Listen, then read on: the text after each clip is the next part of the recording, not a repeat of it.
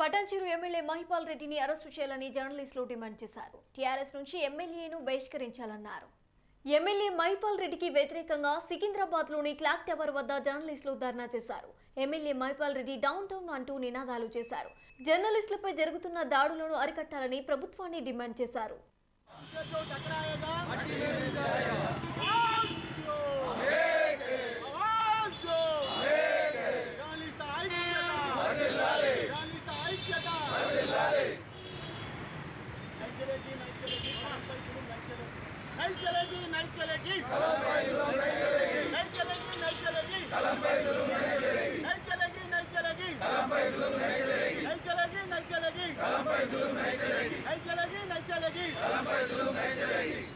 జర్నలిస్టుల ఐక్యత